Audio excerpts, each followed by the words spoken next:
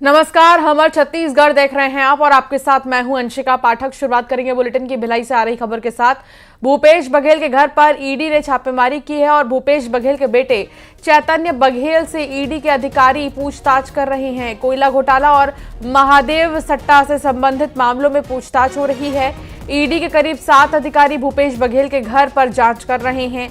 भिलाई 3 स्थित पदूम नगर में भूपेश बघेल का घर है और यहां पर लगातार ईडी की छापेमारी जारी है। ईडी की दबिश भूपेश बघेल के बेटे के यहां भी जो है लगातार दबिश हो रही है। चैतन्य बघेल से ईडी के अधिकारी पूछताछ कर रहे हैं।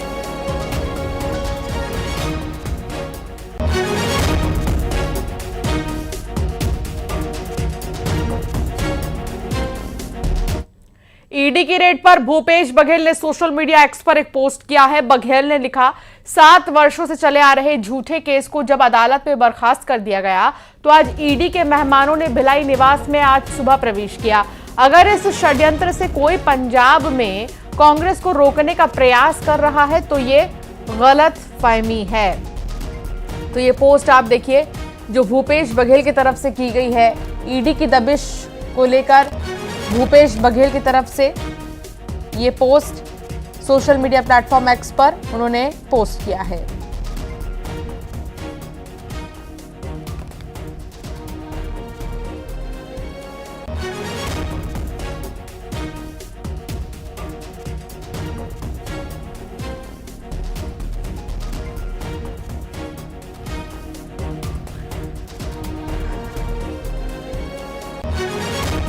तो ये भूपेश बघेल का पोस्ट आप देख रहे हैं। तो दूसरी तरफ आपको बता दें कि पूर्व सीएम भूपेश बघेल के निवास पर ईडी की रेड को लेकर डिप्टी सीएम अरुण साहब ने कहा है कि पूरा देश जान रहा है कि उनके कार्यकाल के दौरान कई बड़े बड़े घोटाले हुए जिनकी जांच चल रही है। भूपेश बघेल के करीबी लोगों के घोटाले में प्रत्यक्ष भूमिका दिखी है, वो गिरफ्तार भी हैं, उनके खिलाफ मामला भी चल रहा है। सुनिए उन्होंने क्या कहा। पूरा देश और दुनिया जान रहा है कि उनके मुख्यमंत्रित्व कार्यकाल में अनेक बड़े बड़े घोटाले हुए हैं जिनकी जांच चल रही है। चाहे वो शराब घोटाले का मामला हो, कोयला घोटाले का मामला हो, महादेव ऐप बेटिंग का मामला हो, डीएमएफ घोटाले का मामला हो। ऐसे बड़े बड़े घोटाले के दौरान वो राज्य के मुख्यमंत्री रहे हैं और उनके जो करीबी लोग हैं कहीं न कहीं उनकी प्रत्यक्ष भूमिका दिखी है और वो गिरफ्तार भी हैं, उनके खिलाफ मामला भी चल रहा है। तो ये कोई राजनीतिक विषय नहीं है और ये ईडी के जांच की कार्यवाही का हिस्सा है। ईडी जांच करने गई है, सच्चाई है, उन्होंने कुछ किया नहीं है, उनकी कोई भूमिका नहीं है, तो किसी को डरने और घबराने की जरूरत नहीं है। पर जो कांग्रेस पार्टी का आरोप है वो निराधार और बेबुनियाद है। वास्तविकता ये है कि बड़े बड़े घोटाले हुए हैं और ईडी जब कार्यवाही करती है तो पुख्ता आधारों पर ही करती है। और हमारे साथ इस मामले पर भिलाई से मिथिलेश ठाकुर जुड़ गए हैं और शंकर आनंद हमारे साथ दिल्ली से है। सबसे पहले मिथिलेश, इस वक्त क्या अपडेट दबिश को लेकर? ईडी की टीम अभी भी वहां पर मौजूद है मिथिलेश?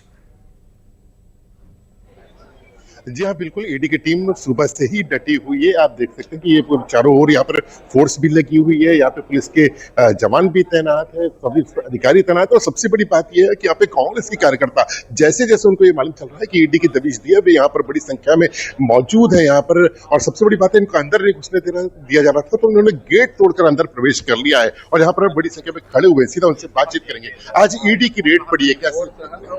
ईडी का रेड है, द्वेषपूर्ण है। ये तो जानबूझ के प्लानिंग में किया जाता है। ईडी को तो खाली इशारा में शासन नचा रहा है, आप ऐसा करो वैसा करो, और ईडी उसका छत्तीसगढ़ी नचकार बोलते हैं वो लोग हैं। ये लोग यही काम करेंगे। इसके यहाँ माननीय मुख्यमंत्री पूर्व के यहाँ कुछ नहीं मिलने वाला है। ये लोग प्रयास कर रहे हैं। पहले एक बार आप लोग सुने होंगे, टीवी में आया था, सौरभ चंद्राकर को गिरफ्तार कर लिया गया है, 500 करोड़ पूर्व सीएम जी लिए हैं, आज गिरफ्तार करने के बाद उजागर होगा, ऐसा बोले थे। ईडी इस तरह के लोग बयान दिए थे, वो भी झूठा था। कितने झूठे लोग हैं इसका आप बड़ी संख्या में पहुंचे हुए हैं यहाँ पर, क्या हाँ, मैंने कुछ नहीं, हमारा नेता है, हम लोग सुन के आ रहे हैं कि क्या गलत कार्रवाई ना हो जाए, कार्रवाई सही हो, क्योंकि ये शासन है, कुछ भी डाल के भी फंसा सकता है। तो देखिए ये जो है ये बता रहे हैं कांग्रेस के नेतागण यहाँ पे पहुंचे हुए हैं कि इस तरह से द्वेषपूर्ण कार्रवाई इसको मान रहे हैं और यही वजह है कि आज ये यहाँ पे पहुंचे। मैं दिखाना चाहूंगा और भी बड़े नेता यहाँ पर बैठे हुए हैं जो ये ईडी की जब कार्रवाई की बात सुनी उसके बाद में भी यहाँ पहुंचे हुए हैं। कुछ लोगों से उनसे बातचीत करेंगे। आज सर ईडी की रेड हुई है, कैसा देख रहे हैं आप? किस तरह देखना चाहिए वैसे इसको, सिवाय भारतीय जनता पार्टी के डर के अलावा किस तरह देखना चाहिए इसको, सिवाय इसके कि भारतीय जनता पार्टी सारी एजेंसियों को, जांच एजेंसियों को अपने हथियार की तरह उपयोग करती है, इसके अलावा और किस तरह दिखना चाहिए। बने रहिए मिथिलेश, बातचीत का सिलसिला जारी रखिए। शंकर आनंद भी हमारे साथ जुड़े हैं। शंकर, भूपेश बघेल का एक तरफ कहना है कि ये षड्यंत्र है और इस षड्यंत्र से कोई पंजाब में कांग्रेस को रोकने का प्रयास कर रहा है तो गलतफहमी में है, यानी कि राजनीति से इस दबिश को जोड़ा जा रहा है। शंकर,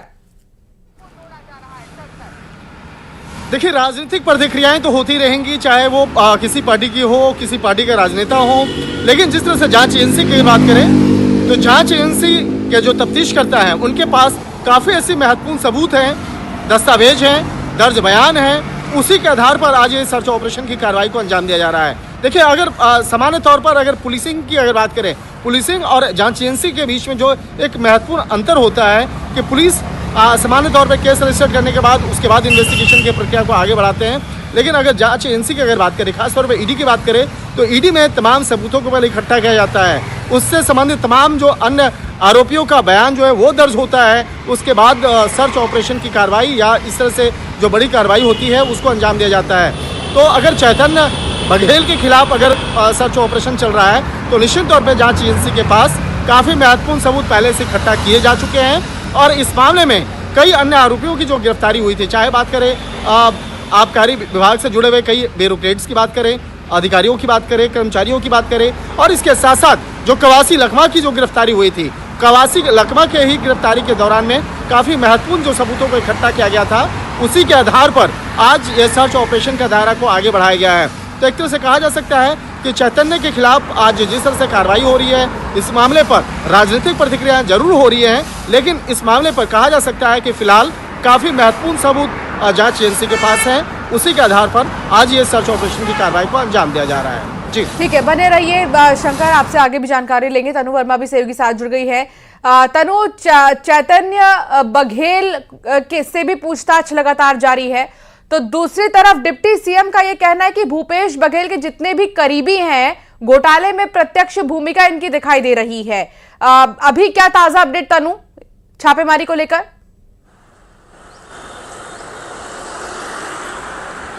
जी बिल्कुल, देखिए कांग्रेस कार्यकाल के दौरान जो तमाम घोटाले हुए हैं, इन सभी घोटालों पर जांच एजेंसी जो है वो काम कर रही है, चाहे शराब घोटाले की हम बात करें, कोयला घोटाले की हम बात करें, या महादेव सट्टा ऐप की बात हो या फिर डीएमए घोटाले की हो, तो लगातार इन सभी घोटालों पर जो है जांच की जा रही है। कई अधिकारी जो है वो अभी भी जेल के अंदर है और कहा जाता है कि जिस तरह से भूपेश बघेल के कई करीबी अधिकारी जो है वो अभी भी इस पूरे घोटालों के मामलों पर जो है वो जेल में बंद है। जिस तरह से कुछ समय पहले ही शराब घोटाले मामले को लेकर पूर्व आबकारी मंत्री कवासी लखमा को जो है गिरफ्तार किया गया था और इसके साथ में ही इससे पहले करीब 2 साल पहले से ईडी पूरे मामले की जो है वो जांच कर रही थी, जिसमें अनवर ढेबर अभी जेल में है, एपी त्रिपाठी जेल के अंदर है, अनिल टूटेजा भी जो है वो जेल में। तो लगातार अलग अलग घोटालों को लेकर कार्रवाई जो है छत्तीसगढ़ में देखने को मिल रही है। भूपेश बघेल के कई करीबी जो अधिकारी हैं वो भी जेल के अंदर है और हाल ही में अब भूपेश बघेल के निवास पर भी ईडी की टीम ने जो है वो दबिश दी है। एक तरफ से जहां ईडी की टीम की रेड के बाद भूपेश बघेल ने इस पूरे घोटाले ईडी की जांच को जो है षड्यंत्र बताया, उन्होंने एक्स पर ट्वीट कर लिखा है कि कांग्रेस को पंजाब में रोकने की जो है वो कोशिश की जा रही है और उसी प्रयास से ये ईडी की कार्रवाई जो है वो की जा रही है। हालांकि इस पूरे मामले पर भाजपा ने जो है भूपेश बघेल के इस आरोप को जो है वो निराधार बताया है, लेकिन जांच जो है वो लगातार चल रही है। और जिस तरह से कुछ दिन पहले ही पूर्व महापौर एजाज ढेबर से शराब घोटाले मामले में पूछताछ की गई थी, जिसके बाद कांग्रेस के जो प्रभारी महामंत्री है मलकीत सिंह गिंदू, उनसे पूछताछ जो है वो की जा रही। तो लगातार अलग अलग घोटालों को लेकर पूछताछ का क्रम यहाँ चल ही रहा है। और कहा जा सकता है कि जैसे जैसे ईडी की जांच बढ़ती जाएगी, अंशिका और भी कई राजनेता और भी कई करीबी लोग जो है वो ईडी की रडार पर आ सकते हैं, क्योंकि कुछ दिन पहले राजीव भवन की 4 बिंदुओं में जानकारी मांगी थी। हालांकि ईडी ने अभी कोई स्पष्ट जानकारी नहीं दी है कि किस घोटालों को लेकर ये जो है जांच वो की जा रही है, लेकिन आशंका जताई जा रही है कि ये पूरे तार जो है शराब घोटाले और मनी लॉन्ड्रिंग से जुड़ी हो सकती है। बहरहाल ये देखने वाली बात होगी कि आखिर ईडी की जांच में क्या कुछ निकलकर सामने आता है, क्योंकि तड़के सुबह 5 बजे टीम वहां पहुंची थी और जिसके बाद दस्तावेज खंगाले जा रहे हैं, जांच की जा रही है।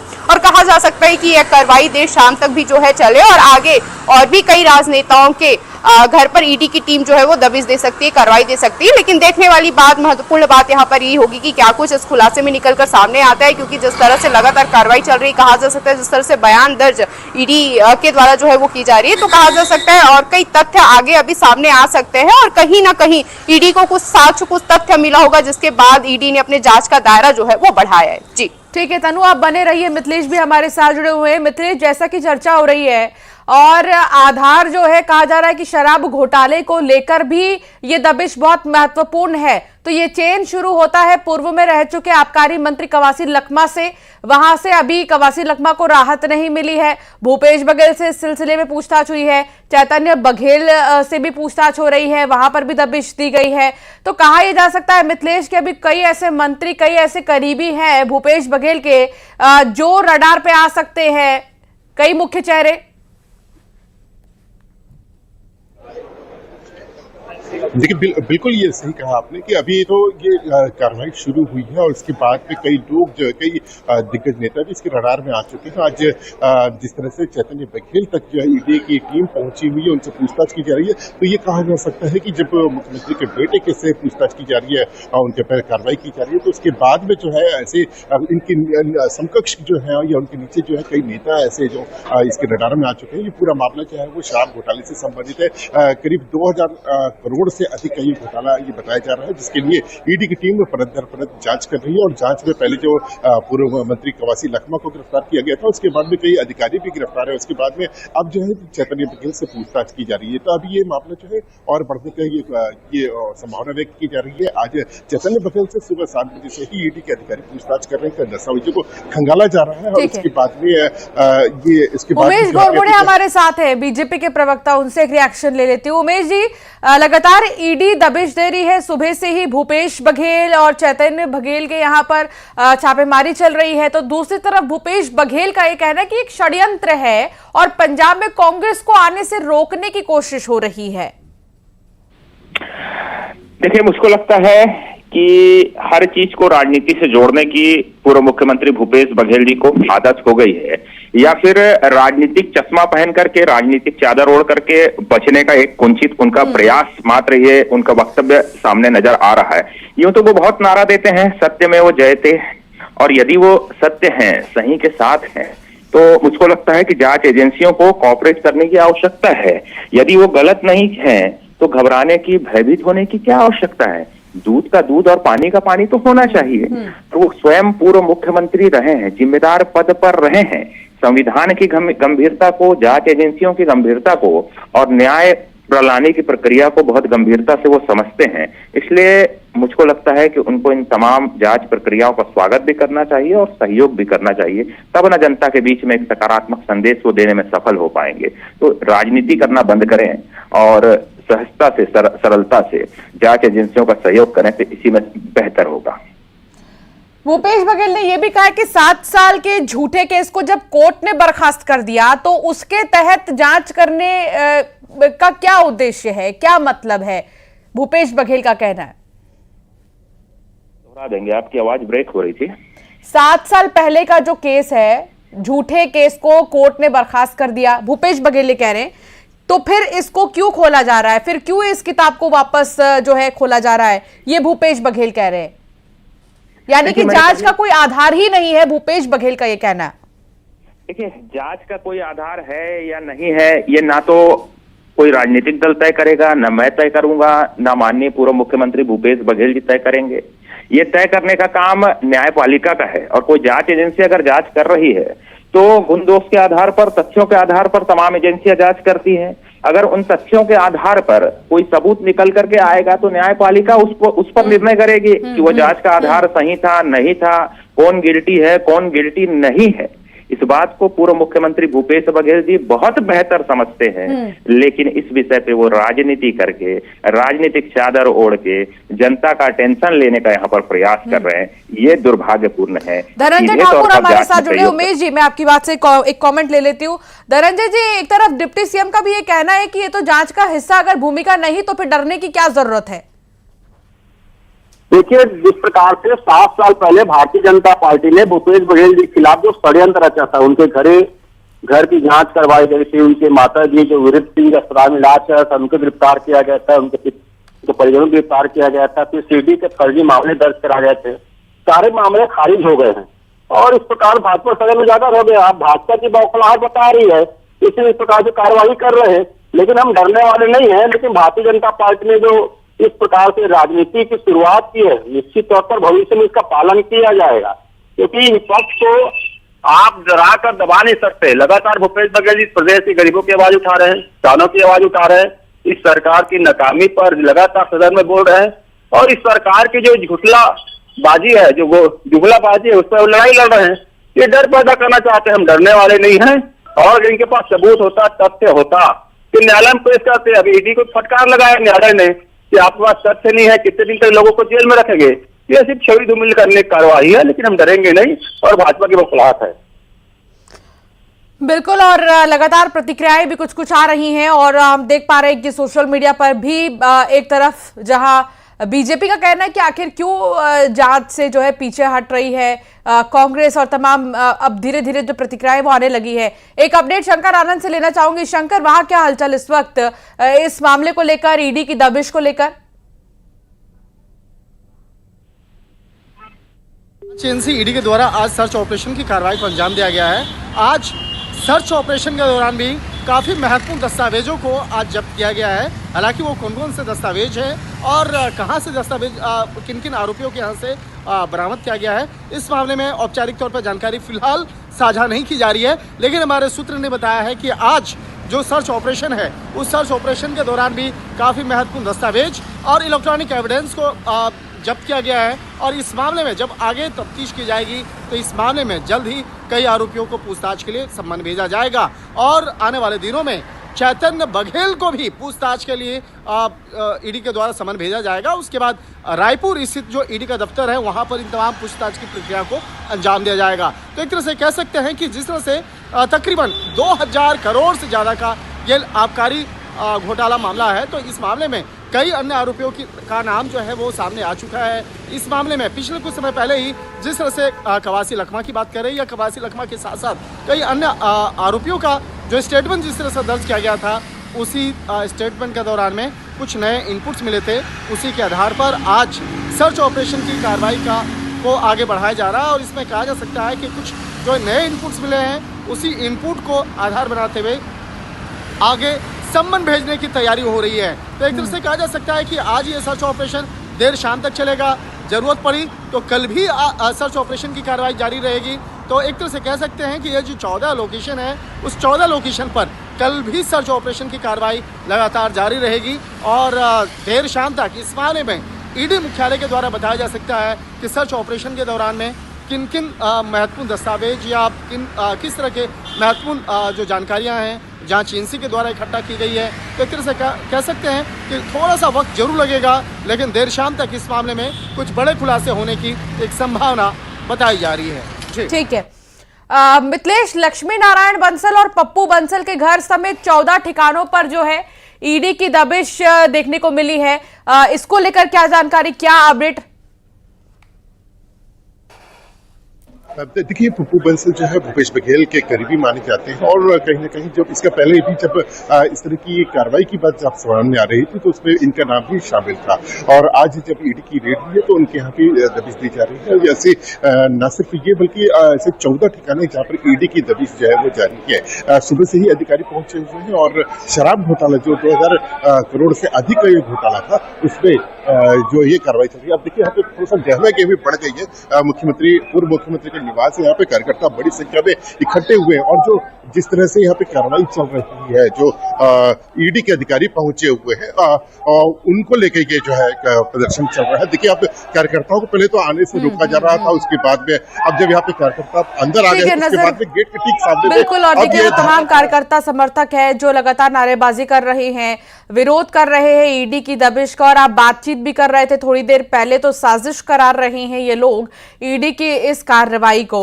नजर बनाए रखिएगा मिथिलेश, आप और तनु, आपका भी बहुत शुक्रिया। लेकिन तस्वीर हम दिखा रहे हैं मिथिलेश, जो तस्वीर आपके जरिए हमें मिल रही हैं समर्थकों की तस्वीरें, जहां पर ये लोग नारेबाजी कर रहे हैं और लगातार विरोध कर रहे हैं, यहीं पर बैठ गए हैं। मिथिलेश, क्या कहना है समर्थकों का? सीधा आप बातचीत करेंगे, उनसे बातचीत करेंगे। देखिए, किस तरह से आप लोग मांग कर रहे हैं?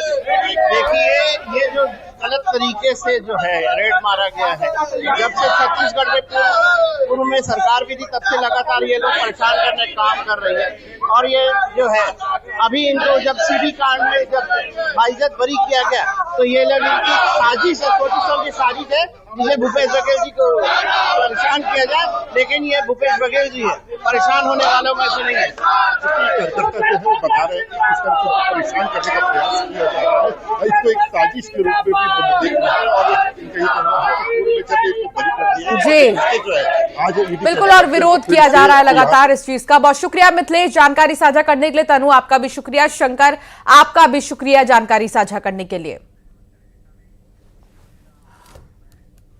और फिलहाल